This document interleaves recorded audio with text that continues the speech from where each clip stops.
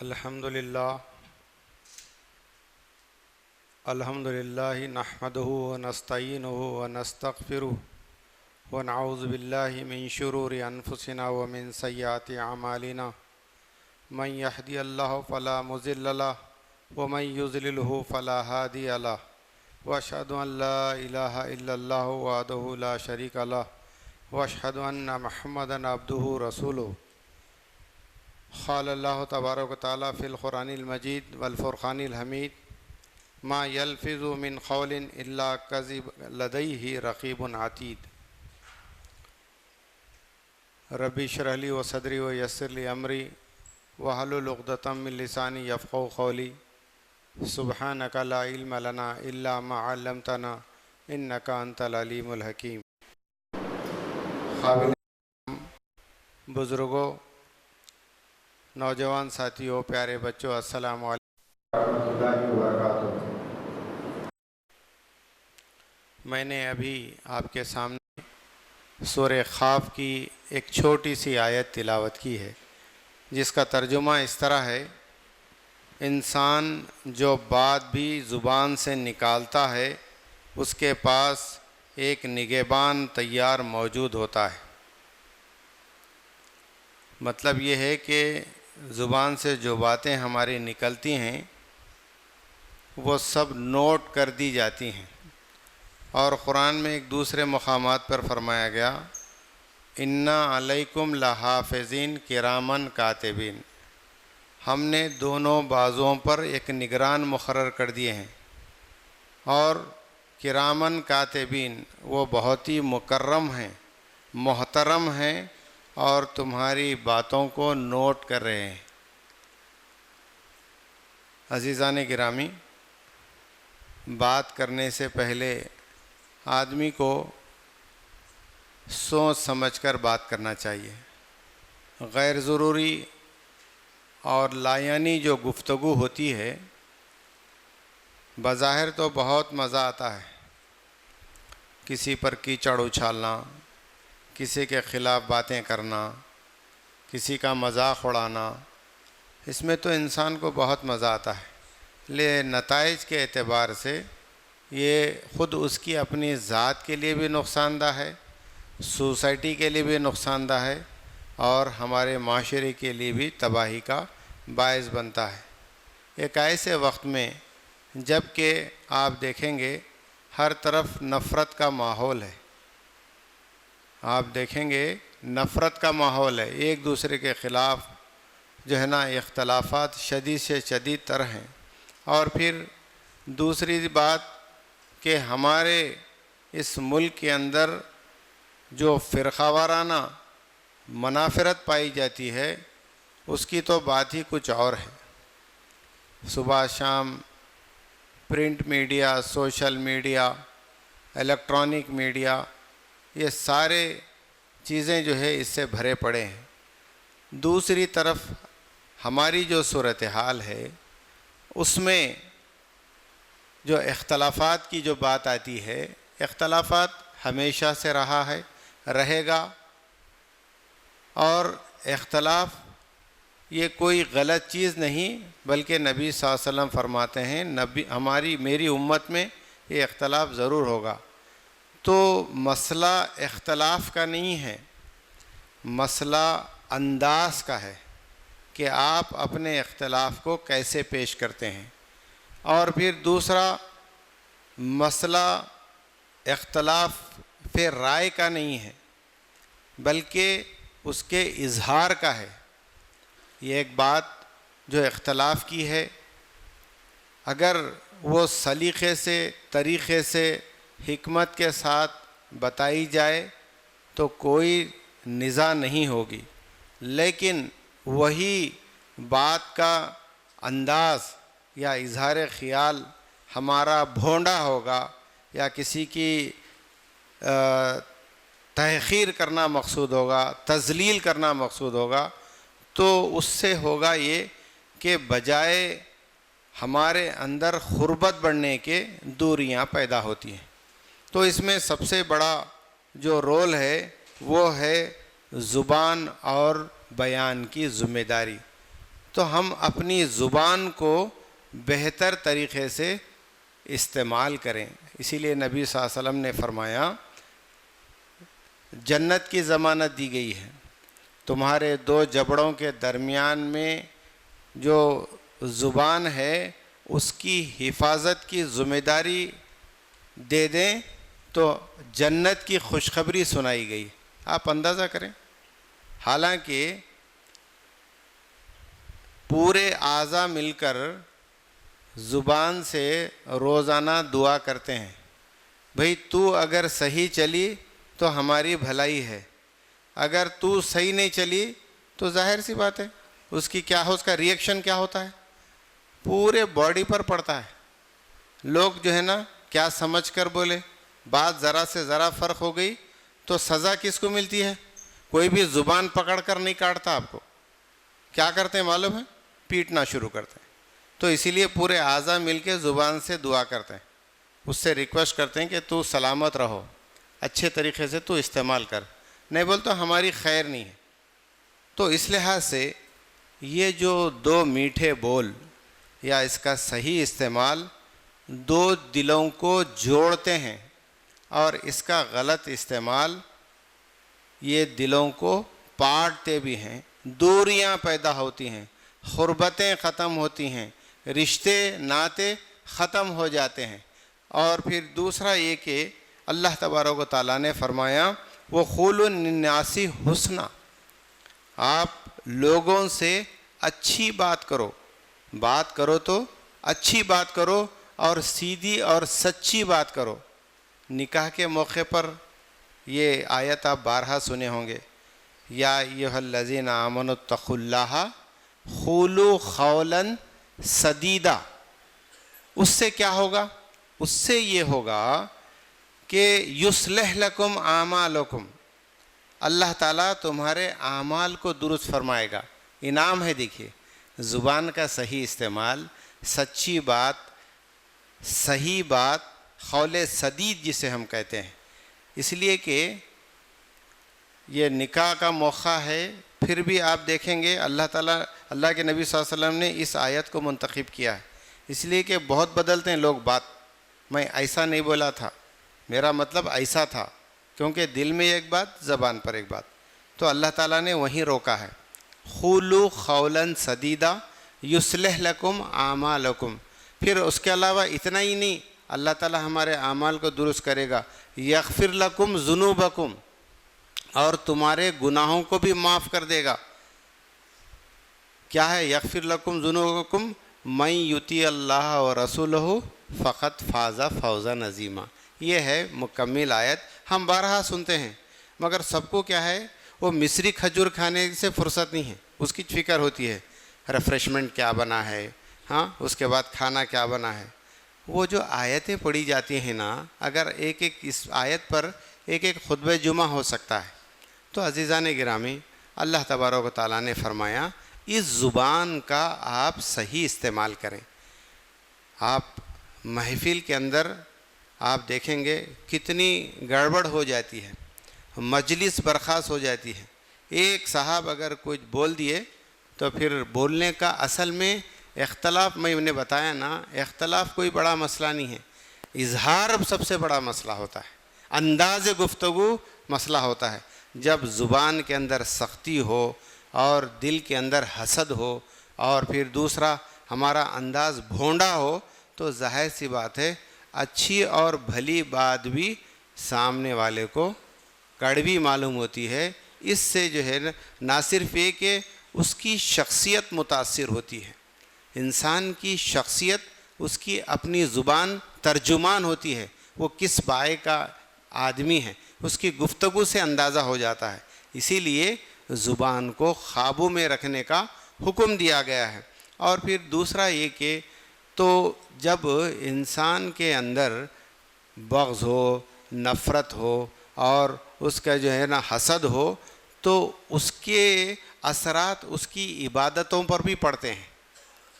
جب دل صاف ہو، ہاں اللہ کے سامنے ہم کھڑے ہوں، اللہ کی عبادت کے لیے کھڑے ہوں، تو ایسا دل جس کے اندر بغض ہے، کینہ ہے، کپٹ ہے، ہاں، اور بہت ساری لوگوں کے تعلق سے نفرتیں ہیں، وہ عبادت کیوں کر جو ہے نا خدا کے پاس مقبول ہوتی ہے بتائیں؟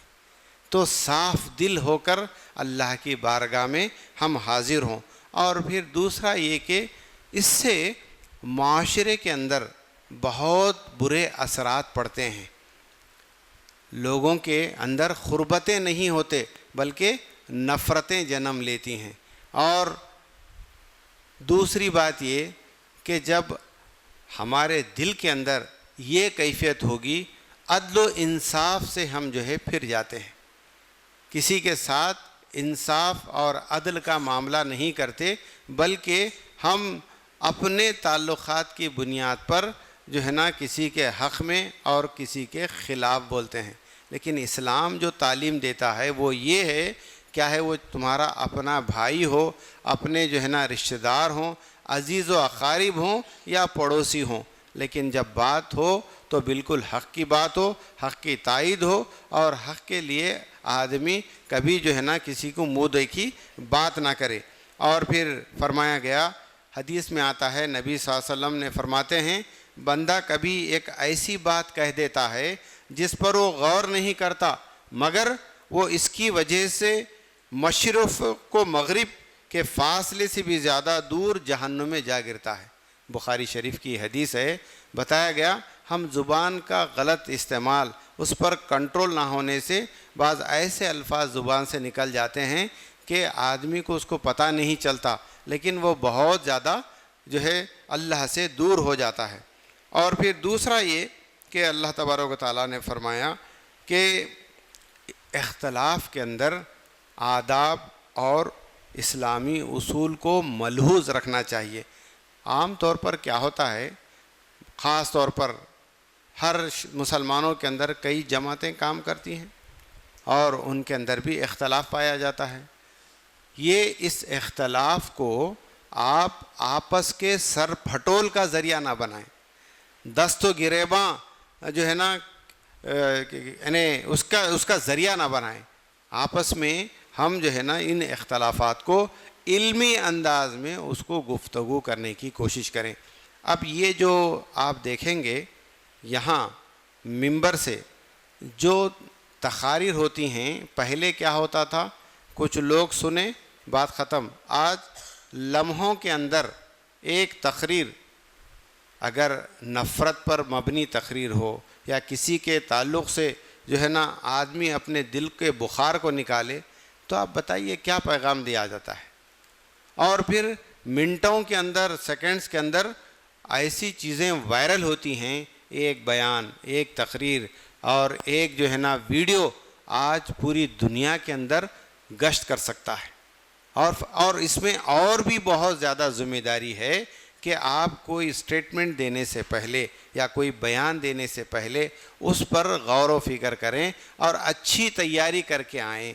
تقریر یہ نہیں کہ آدمی کو جو ہے نا جذباتی انداز میں، جب جذبات میں آپ بولتے ہیں تو اپنے زبان پر کنٹرول نہیں ہوتا، آپ بولنا کچھ چاہ رہے ہیں، زبان سے کچھ نکل رہا ہے، تو اس لحاظ سے زبان پر آپ کے کنٹرول ہو، تو جو مقررہ وقت دیا جاتا ہے اس کا بہترین استعمال ہونا چاہیے، بہترین واعظ و نصیحت ہو جو ہمارے اعمال کی اصلاح کے لیے کا ذریعہ بنے ہو۔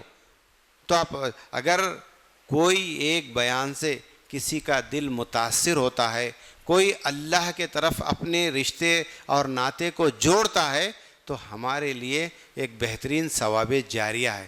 پھر ایک ایسا بیان جس سے ملت کے اندر دل ٹوٹتے ہیں، نفرتیں پیدا ہوتی ہیں، تو آپ اندازہ کریں تو اس سے کیا میسج جائے گا۔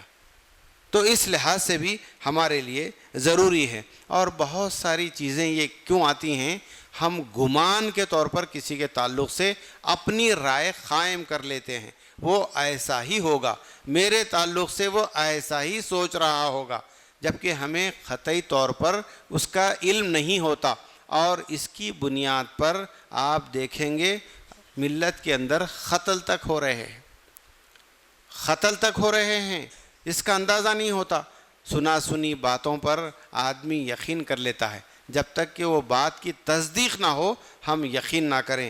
سورہ حجرات میں اللہ تبارک و تعالیٰ فرماتے ہیں یا ایھا الذین آمنوا اجتنبوا کثیرا من الظن ان بعض الظن اسم، اے لوگو جو ایمان لائے ہو بہت زیادہ گمان کرنے سے پرہیز کرو، بعض گمان گناہ ہوتے ہیں، اسم کہا گیا۔ اور پھر فرمایا ولا تجسسوا ولا یغتب بعضکم بعضا، تم کسی کے ٹوہ میں مت پڑو۔ لوگوں کی عادت ہوتی ہے کہ لوگوں کے عیب تلاش کرنا۔ آدمی اپنے آپ کو اگر ٹٹولتا ہے تو اس سے زیادہ فائدہ ہوتا ہے، ہماری زندگی کی اصلاح ہوتی ہے۔ نہ تھی حال کہ جب ہمیں اپنی قبر رہے ڈھونڈتے لوگوں کے عیب و ہنر، پڑی اپنے حال پر جب نظر نگاہ میں کوئی برا نہ رہا۔ جب اپنے آپ کو آئینے میں دیکھے کہ میری حالت کیا ہے، میرے اعمال کیسے ہیں، میری عملی زندگی کیسی ہے، سب سے برا میں ہی لگنے لگا، تو فکر کیا ہوتی ہے لوگوں کو دوسروں کے پر گفتگو کرنا۔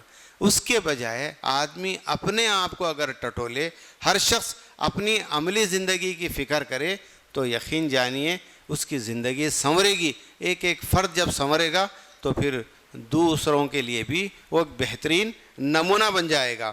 اور پھر اللہ تبارک و تعالیٰ یہاں تک فرماتے ہیں کہ وَلَا يَجْرِمَنَّكُمْ شَنَانٌ قَوْمٍ عَلَىٰ أَلَّا تَعْدِلُوا اعْدِلُوا هُوَ أَقْرَبُ لِلتَّقْوَىٰ، یعنی کسی قوم کی دشمنی تمہیں اس بات پر آمادہ نہ کر دے کہ تم انصاف نہ کرو، انصاف کرو یہی تقوی کے زیادہ قریب ہے۔ غیروں سے تک ہمیں جو ہے نا بہترین انداز، بہترین سلوک سے پیش آنے کی ضرورت ہے۔ ہمارا یہ رویہ، ہمارا حسن سلوک، ہمارے اخلاق و کردار، ہماری گفتگو اور ہمارے معاملات زندگی اپنے تو کجا غیر بھی اس سے متاثر ہوں۔ اور یقین جانیے اسلام کی تعلیمات اس ملک ہندوستان کے اندر جو پھیلی ہیں لچھے دار تقریروں سے نہیں، صحابہ اولیاء اللہ جو تبلیغ کیے ہیں ان کے اخلاق و کردار، ان کی زندگیوں کو دیکھ کر غیر متاثر ہوئے ہیں۔ یہ ہے اصل چیز۔ انہیں تو اردو زبان بھی نہیں آتی تھی، وہ عربی زبان جانتے تھے، پھر دین پھیلا کیسے؟ اخلاق سے پھیلا، ان کے معاملات سے پھیلا۔ ہماری زندگی دوسروں کے لیے ایک نمونہ بنے، یہ ہماری ذات، ہماری عملی زندگی یعنی اسلام کا ایک چلتا پھرتا نمونہ بنے۔ ہمارے ذات سے کسی کو دھوکہ نہ ہو، ہماری ذات سے، ہماری زبان سے کسی کو گالی گلوچ ہم نہ کریں، اور ہماری ذات سے کسی کو نقصان نہ ہو، اور ہمارے دماغ، ہمارا دل اتنا پاکیزہ ہو، ہر ایک کے لیے ہمارے اندر سچی خیر خواہی ہو، سب کے لیے ایک بہترین ہمارے لیے تمنائیں ہوں۔ آپ ظاہر سی بات ہے جب یہ ذہنیت، یہ فکر اور یہ سوچ جب ڈیولپ ہوگی تو آپ دیکھیں گے بہت سارے لوگ عجیب و غریب ہیں کہ بھائی لوگ نمازی بھی ہیں، نماز بھی پڑھتے ہیں، روزے بھی رکھتے ہیں، دیکھو صاحب انہوں نے ایسا کیا۔ اصل میں کیا ہے، نماز خود یہ بات سکھاتی ہے ان الصلاۃ کانت علی المؤمنین کتاب موقوفہ، اور پھر کہا گیا ان الصلاۃ تنہی عن الفحشاء والمنکر، نماز برائیوں سے اور فحش سے روکتی ہے، تو بیکار باتوں سے روکتی ہے۔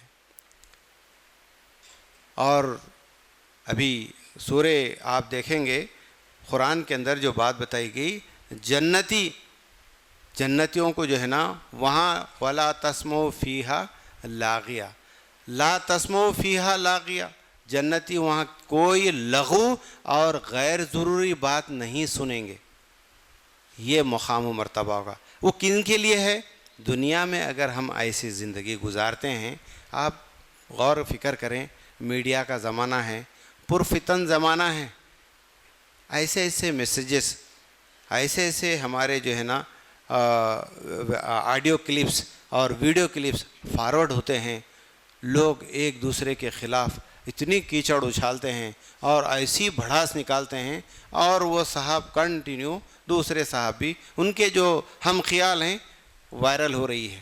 یاد رکھیے یہ دین کی خدمت نہیں بلکہ یہ دنیا داری ہے۔ ایسی بگفتگو، ایسی باتیں جو ملت کے درمیان میں دراڑ پیدا کرے اور ملت کے درمیان میں انتشار پیدا کرے، وہ دینی خدمت نہیں ہو سکتی۔ اور پھر فرمایا گیا اب ایسے موقع پر ہمارے لیے رویہ یہ ہونا چاہیے کہ جہاں ایسا معاملہ ہو، ایسا برا ماحول ہو، تو وہاں پر ہم کیا کریں؟ قرآن میں اللہ تعالیٰ نے فرمایا ادفع باللتی ہی احسن، تم اس برائی کو ایسی بھلائی سے دفاع کرو جو بہترین ہو۔ اگر برائی کا بدلہ بھلائی سے دیا جائے تو ظاہر سی بات ہے کیا ہوگا؟ اللہ تبارک و تعالیٰ نے فرمایا کہ وہ جو تمہارا دشمن ہے تمہارا جگری دوست بن جائے گا۔ فَإِذَا الَّذِي بَيْنَكَ وَبَيْنَهُ عَدَاوَةٌ كَأَنَّهُ بُنْيَانٌ حلیم کچھ کہا ہے، تو اللہ تعالیٰ نے آپ کو اس کا جگری دوست بنائے گا۔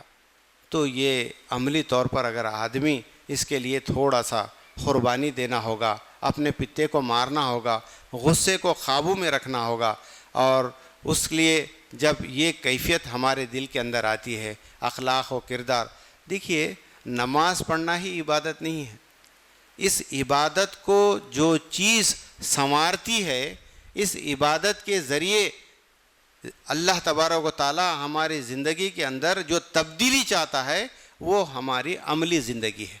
عملی زندگی ان عبادتوں کے جو ہے نا عکاس ہونا چاہیے۔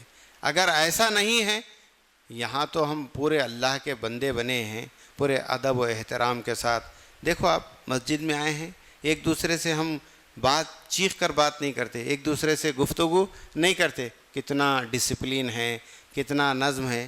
یہی تو سیکھ کر جانا ہے باہر کی دنیا میں۔ وہ صرف مسجد کی چار دیواری کی حد تک رہنا نہیں ہے، بلکہ مسجد کے باہر والی زندگی بھی ہماری ایسے اخلاق والی بنے تو ظاہر سی بات ہے سوسائٹی میں اس کا کیسا بہترین اثر پڑے گا۔ تو آج حالات جو ہمارے درمیان ہیں وہ اس نفرت کے ماحول کو ختم کرنے کی ضرورت ہے۔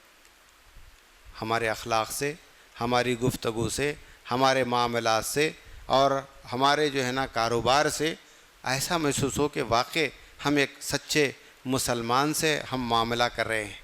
بلکہ اگر اس کے برعکس اگر ہماری صورتحال ہو تو اندازہ کیجئے ہماری ذات تو بدنام ہوگی، لیکن اس کے ذات کے ساتھ ساتھ ہم جس اسلام کے نام لیوا ہیں، جس اللہ کا نام ہم لیتے ہیں، اس کا بھی غلط جو ہے نا ریپرزنٹیشن سوسائٹی کے اندر پڑے گا۔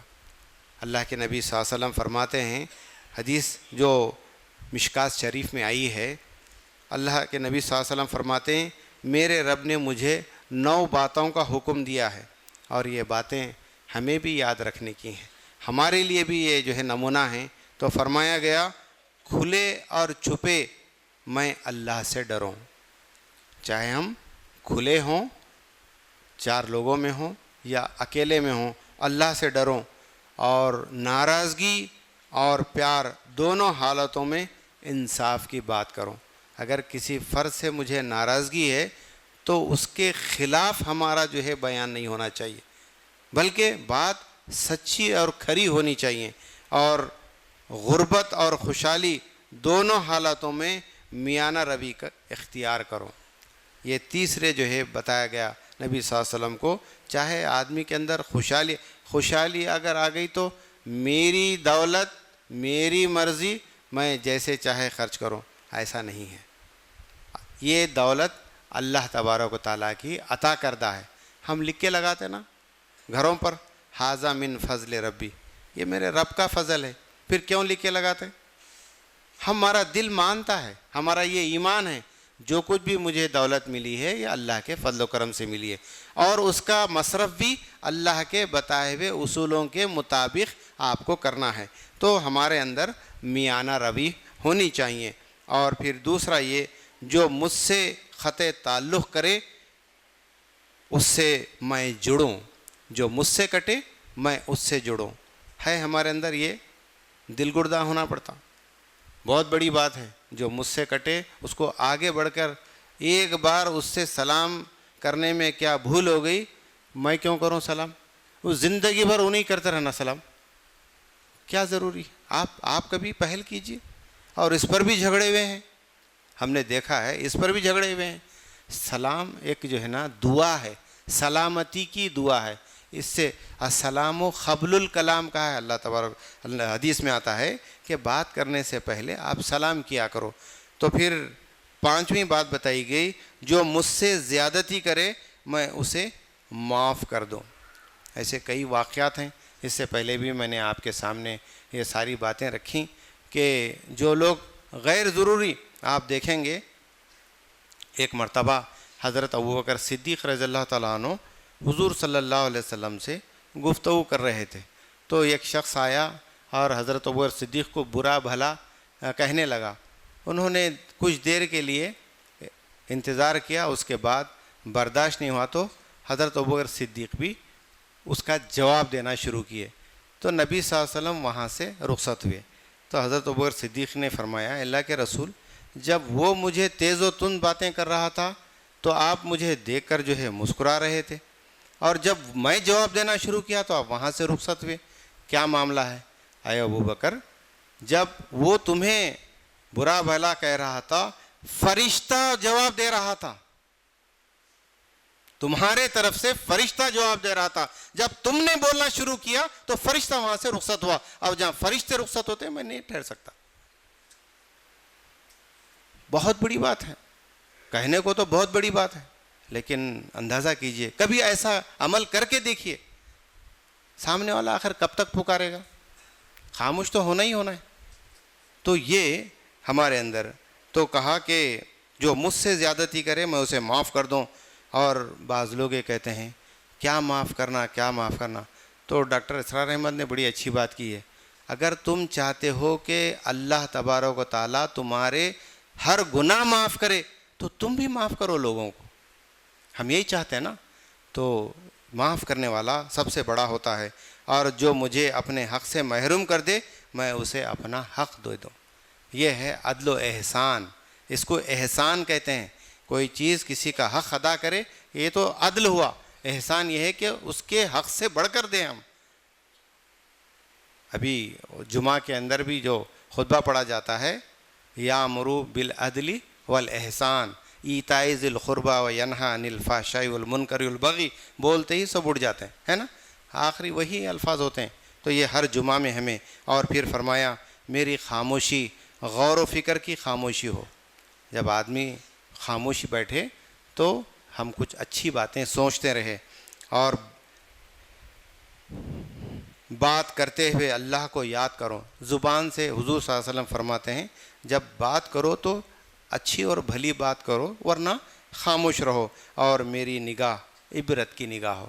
یہ 9 باتیں جو حدیث میں آئی ہیں ہم سب کے لیے عمل کے لیے ایک نمونہ ہیں.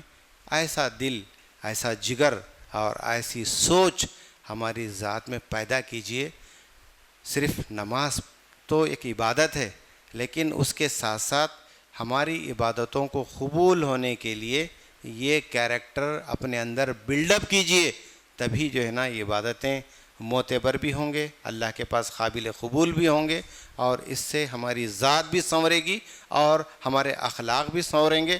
ہم لاکھ عبادت کریں لیکن ہمارے اخلاق و کردار کے اندر شیطانیت ہے تو وہ ساری چیزیں ہمارے لیے لاحاصل ہے. اللہ سے دعا ہے اللہ تعالی ہمیں کہنے سننے سے زیادہ عمل کی توفیق عطا فرمائے. عزیزان گرامی، مسجد کے توسیع کا کام چل رہا ہے، سب آپ دیکھ رہے ہیں.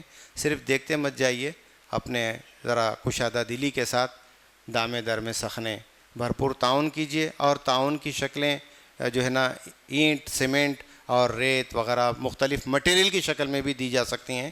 تو اللہ تعالیٰ اس کام کو مسجد حاضہ کی جلد سے جلد پائے تکمیل کو پہنچا دے. ربنا تقبل منا انک انت السمیع العلیم وتب علینا انک انت التواب الرحیم وما علینا الا البلاغ. السلام علیکم ورحمۃ اللہ وبرکاتہ.